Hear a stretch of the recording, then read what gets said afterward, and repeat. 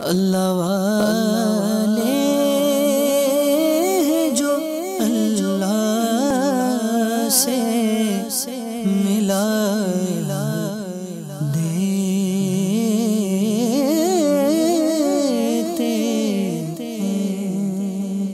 9 جمادی الاولیٰ عرس مبارک حضرت پیر عبد الرحمن حنفی علیہ رحمت اللہ القوی، قطب عالم، رئیس الاتقیاء، سر چشمائے ہدایت، فخر ملت، مجاہد اسلام، حضرت پیر عبد الرحمن حنفی علیہ رحمت اللہ القوی کی ولادت باسعادت 1310 سنہ ہجری مطابق 1892 سنہ عیسوی خانقاہ قادریہ بھرچونڈی شریف، ضلع سکھر، پاکستان میں ہوئی۔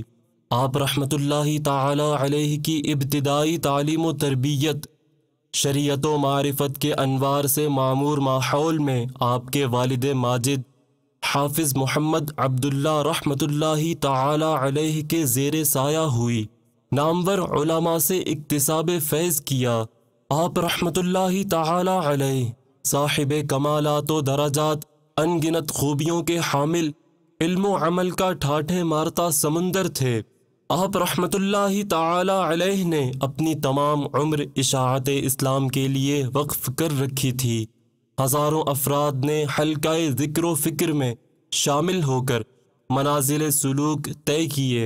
آپ نے رشد و ہدایت کے دیپ جلائے، عشق سرکار کا درس دیا، اعلاء کلمت الحق کے لیے مناظرے کیے۔ خدمت دین اور اصلاح امت کے حوالے سے آپ کی مساعی جمیلہ اور مجاہدانہ کارنامے تاریخ کا روشن ترین باب ہیں، جنہیں فراموش نہیں کیا جا سکتا۔